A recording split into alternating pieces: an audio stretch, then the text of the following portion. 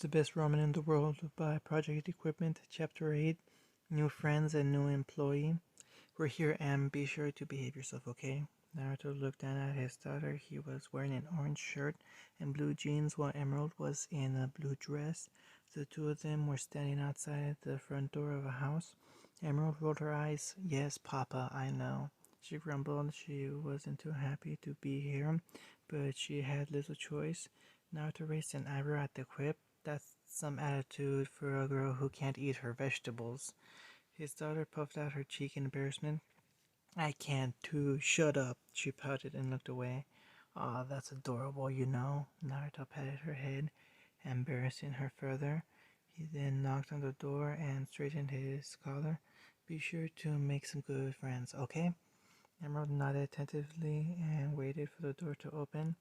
A couple of days after their argument, Naruto had told her that he had arranged a playdate for her.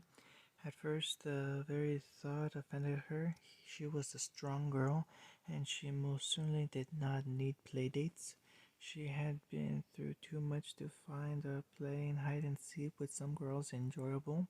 She had outgrown such childish games long ago, but Papa had said that this was good for her, so here they were.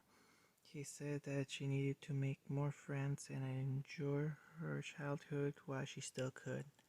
The duo soon heard a pitter-patter of small steps moving ever closer to the door. It wasn't even 5 seconds, and the door creaked open to reveal no one. Hello? Naruto looked from side to side, trying to find someone. Summer? Hello. At the sound of the squeaky voice, Naruto looked downwards. Nothing. Lower still. Nothing. When his gaze was almost at knee level, he found the culprit. She's so tiny, Naruto cooed in his mind upon seeing who it was.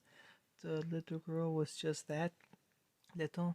She was even shorter than M. She was wearing a reddish black cloak and she was holding a cookie almost as big as her head. Hello. The small girl waved, entirely unaware of Naruto's internal monologue. Who you? After speaking, she took a huge bite of the cookie in her hand and slowly chewed on it, which made her look like a chipmunk. Naruto looked again at the kid, his lip twitching upwards at that cute attempt to form a sentence. One glance at his daughter surprised him more. Emerald was moving a hand horizontally between them as if to see how much taller she was than the girl. This was all too adorable. You must be Ruby. Naruto began, getting a happy nod from her. I'm Naruto. Is your mom home? Yeah, I'll call her, Ruby declared with raised arms, crumbs spilling out with each word. Just as she was about to turn around, a loud voice interrupted her. Ruby, how many times have I told you not to open the door? Oh, Naruto! Summer appeared in the doorway looking slightly worried. Please come in, you two. She beckoned them inside. After they had walked into the hallway, she turned to Ruby. Young lady, what do you have to say for yourself? Summer placed her hand on her hips, looking at Ruby pointedly. Ruby craned her neck up nearly 90 degrees to look at her angry mother. She held Summer's gaze for a while and slowly took another bite of her cookie without averting her eyes. Sorry. She squeaked, the words jumbled because of her full mouth. Summer just sighed and shook her head with a fond smile on her lips. This girl. She bent down and picked Ruby up, who was all too happy to snuggle into her arms. Let's introduce you to the guest, okay? Ruby's eyes brightened and she grinned widely. Yay! Naruto Clone was managing the shop while the original went with M to Summer's house. It was supposed to take them all day, and so the clone was bored. Luckily, he was distracted by the sound of the door opening. Welcome to Ichimaki Ramen. My name is Naruto, the owner. Naruto greeted the new customer and she walked in, trying not to frown from the negative emotion he could feel wafting off her. He really wanted to activate his ability, but there was no reason for him to. Yet, Cinder looked around the shop as she had entered and immediately found the man she had been looking for. He looked exactly like the description she had received. She would recruit him to her cause so that her lady would be pleased. Cinder needed power, and this man was the key to it. But for now, she had to play it smart. Even though she was merely 16, Cinder had plenty of experience with projecting a happy appearance. It would be needed to lure the shop owner into her clutches. She didn't care why such a supposedly powerful man was running a noodle shop. It didn't matter to her. All that mattered was his power, which would soon be hers. Miss? Sinner glanced at the shop owner, cursing herself for spacing out. Yes, I would like one serving of what's the most popular, please. Naruto nodded. All right, one miso ramen coming up. Cinder smiled. Thank you. After a few minutes, Naruto arrived with her order. Cinder thought she'd at least enjoy some food before she got down to business, and so she ate the fresh noodles as soon as they arrived. Delicious. Her eyes widened, and salty flavor of the broth sufficing her entire palate. Cinder had eaten noodles before, but these were the best by far. Sweet, salty, and sour. Flavors were perfectly balanced, as all things should be. But most of all, she could feel the love and care which Naruto put into preparing her meal, the likes of which she'd never felt before. Cinder scoffed to herself. She must have genuinely had a sad life, if the most cared for she ever felt was from a bowl of noodles made by a stranger. But she had no use for frivolous things like care. She only needed power. Cinder refused to be weak ever again, and love would not help her be stronger. While she was having her internal monologue, Cinder didn't notice a single tear escape her eye. As luck would have it, Naruto did.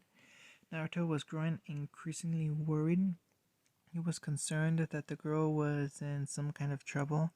One so young should not be having such turbulent negative emotions. After all, having convinced himself that it was for his customers' benefit, Naruto activated his negative emotion sensing. So much anger, so much hate, Naruto thought, alarmed. What has she been through? She reminds me of Emma and Naruto, and Sasuke too. I'm at least gonna try to help her.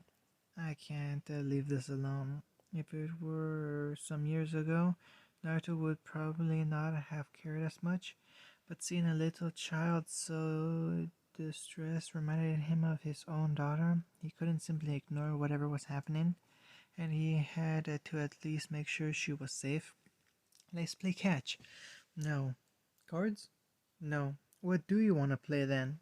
Yang crossed her arms in irritation at their guest. The girl was the same age as her, but she was acting so serious. She didn't want to play hide and seek, didn't want to play catch, she didn't want to play anything. She only seemed to have behaved normally around her father, who was talking with her parents and another blonde lady. Mom, she doesn't want to play anything, Yang called out to Summer. What do we do now? She was fast getting bored with just sitting around and suggesting games to Summer. She wanted something exciting. She wanted to jump around and play catch, but this girl was being such a downer. Summer looked up from the sandwiches she was making, only to giggle at the sight in front of her, because Emerald was being pouty. Yang was being pouty. They just looked so cute pouting next to each other like that. Her little Ruby was holding a big glass of milk in her tiny hands, taking a break from the mountain of cookies in front of her. But before she could speak, Naruto chimed in. Play something together, you know? We talked about this. And Naruto sent Em a meaningful glance, which she caught. They seemed to have a conversation without speaking, which was surprisingly easy for them with their bond. They understood each other so well. It was almost like they were speaking physically. But these games are boring, Papa. I want to train instead. I know, but they need friends, and you'll enjoy any game if it's with good company. Trust me. Okay. Em turned to Yang and all but gritted out her following words. Fine, let's play. Woohoo! Come on, Ruby, let's play Huntsman. Yang squealed in delight and bounded off into the backyard. At the mention of playing the game, Ruby's eyes lit up. Yippee! With an excited cry, she bounded off her chair and dashed off behind Yang. M can be the Grim. Emerald herself looked rather offended at the role that she was stuck with. Hey, I don't want to be a Grim. I want to be a huntress. She stomped her foot and on the ground petulantly. The last one to the tree is the Grim. Emerald reluctantly bolted to the yard, but she could not keep the slight smile off her face. Seeing M run outside to play Naruto sighed in relief. At least she's getting along with them. That's great. It will do the good to have some friends. Saiken piped up from within his mind. Naruto nodded in agreement and was about to speak further when Glinda asked him a question. So, Naruto, what did you do before you opened your shop? Didn't you open it a couple of years ago? I kind of wandered around, helping people just like a sage, you know? He grinned and puffed out his chest in arrogance. He was always proud of being a sage. It sounded really sophisticated and cool. I don't know, Crow chimed in. Don't sages have to be smart? Summer giggled at the jab, which made him smirk. Naruto's eye twitched, and he replied, and what does that make you, seeing as I kicked your ass while eating ramen? That was cheating. I want a rematch. Crow yelled and slammed his hand on the table. You wanna go, chicken? Naruto taunted, hoping to get a rise out of him. Why, you? Crow was interrupted when Glinda whacked him upside the head. Arrgh! What was that for? He pointed an accusatory finger at the blonde huntress. Glinda sniffed and pushed up her glasses with a finger. It was for being uncultured and starting fights at the host house. Always quick to defend your little boy. Ah! Crow's retort was halted by another whack to the head. Women are so troublesome. He grumbled as he nursed his sore head. Naruto snorted in his mind as soon as he heard that iconic line, but wisely did not show any of his amusement on his face. Not because he was scared, but because he was polite enough to not laugh at Glinda when she was defending him. Where are you from, Naruto? Summer inquired while she set the table. I'm not from around here, you know? Naruto chuckled nervously, hoping that they would let it slide. However, his wish did not come to pass. Yeah, but where were you born? Tai questioned from across the table, and all the others were leaning forward in interest. Naruto looked hesitant to reply when his tenant spoke up. I think it would do you good to open up a bit, Brad. These people do not have negative emotion towards you. Kurama prodded. You're starting to look like Sasuke, being all emo and broody. Critical hit. I'm from a faraway place, as in really far. Naruto ventured, still beating around the bush. Crow was getting bored of the deflecting. Just tell us, you big baby. Yang also nodded. Summer also nodded rapidly, just as excited to know. Naruto's brow twitched in annoyance at the crude statement. Oh, you want to know? I'll show you. Now that he decided to reveal that he was from another dimension, he might as well do it Naruto style with flair. He said nothing, simply closed his eyes just as Crow was about to go off again. His eyes reopened, but they were not the color blue everyone was used to. His eyes were now a menacing violet hue with concentric rings with tomo markings swirling around symmetric hypnotically around the pupil. Suffice to say, the team was mesmerized by the sight. Whoa! Summer leaped across the table and got really close to Naruto, watching his eyes like a hawk. What are these? They're super cool. His eyes changed. That's freaky, man. Crow backpedaled in shock. Tai was smiling, observing the scene, but one could see his excited expression. Hmm. Might this be an ability of some sort? Glinda wasn't phased by the revelation, being calm and collected as always. Naruto smirked a bit at the odd reaction he was receiving. He always did like showing off and being praised for his achievements. Attention seeking was in his blood after all. He remembered how starstruck Emerald still got when he used a flashy jutsu in front of her.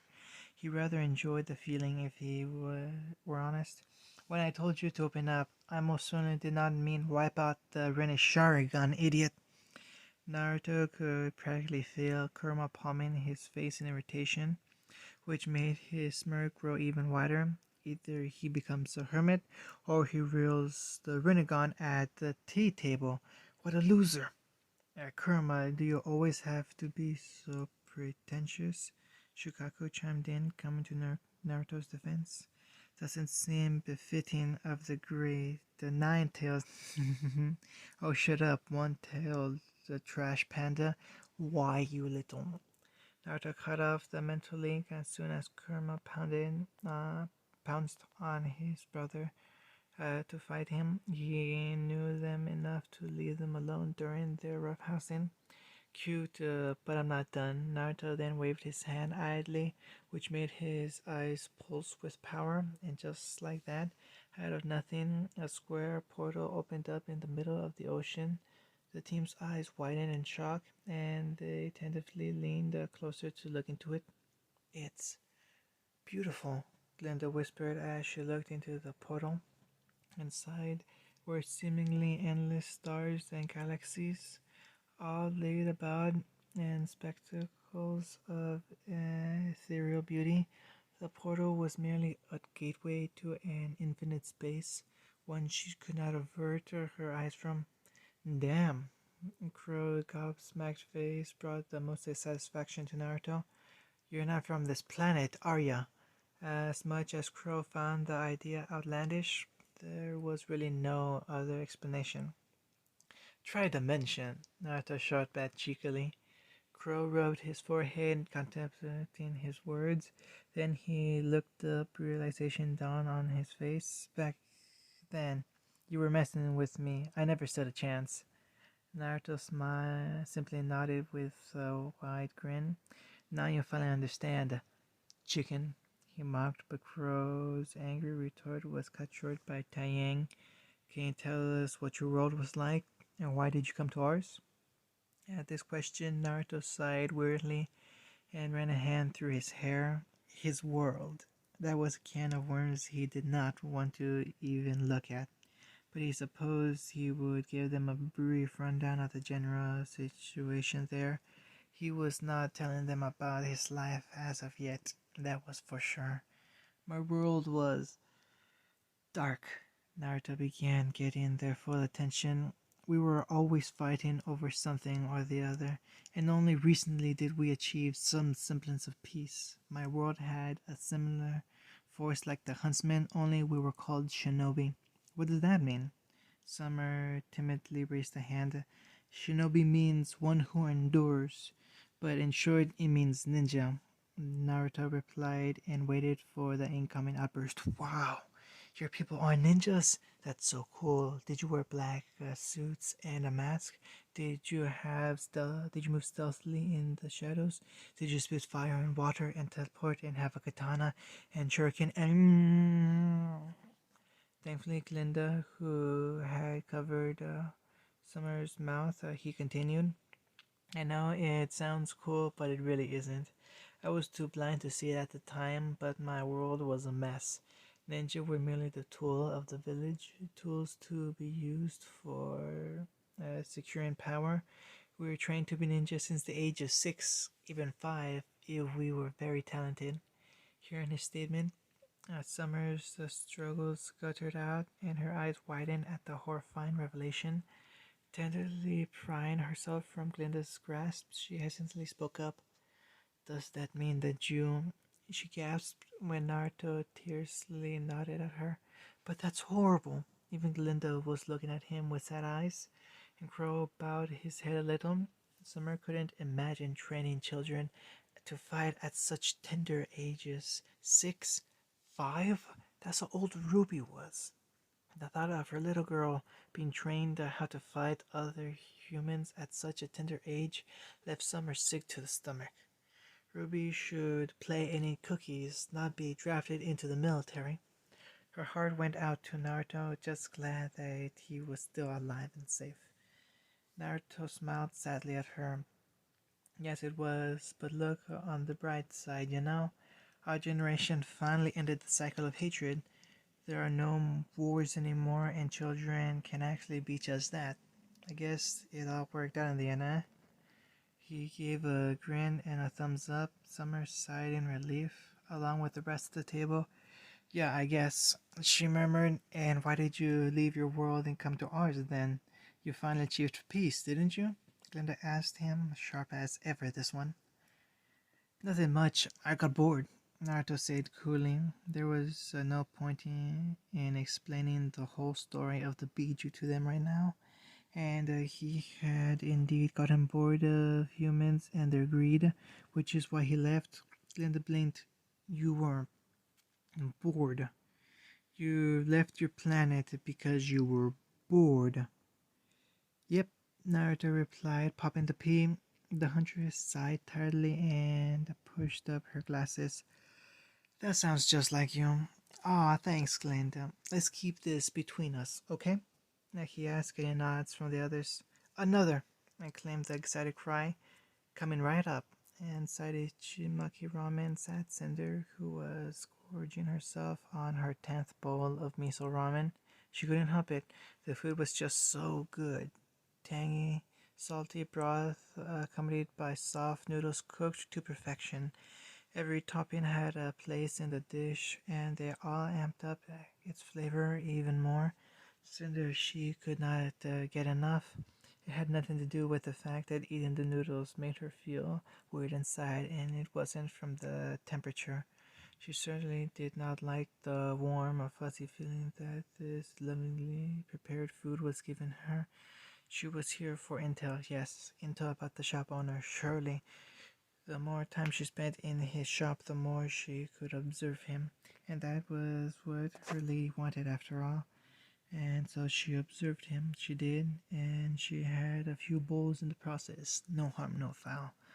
Naruto, or rather his clone, laid down the girl's ramen in front of her with a smile. He could feel that eating his food gave her some sense of tranquility, which is why he kept on feeding her. He wasn't even going to charge the girl for it. Her meal was on him, and he could tell that she needed it.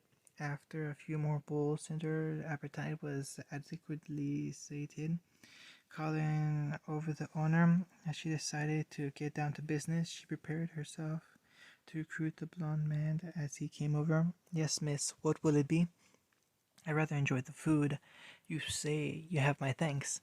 She smirked, making him nod in heaviness. Thinking she had him, she decided to go for the gold. You see, I have an offer for you. My benefactor would like to speak with you. Hearing her words, Naruto narrowed her eyes. It seemed his hunch was correct. This girl was involved with some trouble, some people. But this was still a kid, and Naruto couldn't simply kill her for being suspicious, easy as it would be. Oh, is that so? Yes, my lady would give you whatever you desire in exchange for your help, of course. Humming, Naruto decided to play along. And who might your lady be? Tut tut. Do you think I just discuss her name? Cinder mocked him, but her words lacked her usual heat. She simply asks and people obey. So will you? I'll ask nicely. Naruto began as his Sharingan swirled into existence. Who are you and who is your boss? Cinder's eyes glossed over and a Sharingan pattern appeared in them. My name is Cinderfall. My lady is Salem, the queen of the Grim, she replied robotically. And what has she done for you to follow her? Naruto didn't care what Salem did in her free time, but she did care if she was recruiting children to her cause and manipulating them. It reminded him of Donzo too much. She has simply promised me power, power beyond my wildest dreams. And why do you follow her? Is it for power? Even though Cinder was speaking emotionlessly, Naruto could feel a certain sadness in her voice. I want power so I will never be weak again.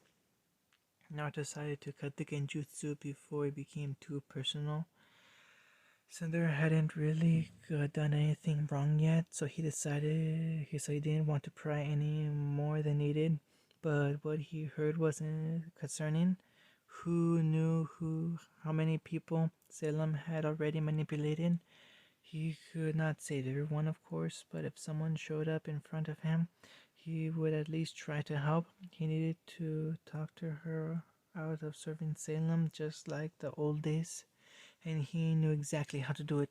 Naruto could have simply brainwashed the girl into changing her loyalty, but she would not. But he would not stoop so low. He could sense that the girl wasn't evil. She was just hurt, but his experience told him that her quest for power would bring her a lot more pain. So he decided to try another approach. Just before Cinder came to, Naruto grabbed her wallet, stole all her money, and returned the empty wallet to her purse. He also placed some more stacks of empty bowls next to her existing bowls. Naruto grinned at his innovative idea, as he was sure to succeed. Cinder picked up where she left off as if she didn't remember anything. So will you come? I'll think about it. Before Cinder could retort, Naruto looked at her pointedly. Better yet, how are you going to pay for all the ramen you ate? This isn't a charity, you know? Cinder looked confused at the question. What are you on about? Of course, I shall pay in cash. She began confidently but trailed off as she looked at her empty wallet. It was only empty because Naruto had emptied it, but she didn't need to know that.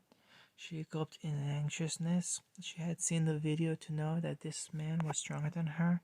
There was no point in trying to intimidate him. Cinder nervously looked at the massive stack of bowls. Had she really eaten that much? Then to the empty wallet, and then to the sweetly smiling, stupidly powerful shop owner. Sorry, Cinder squeaked, momentarily forgetting her arrogance. Welcome to your new part-time job, young lady. End of chapter 8.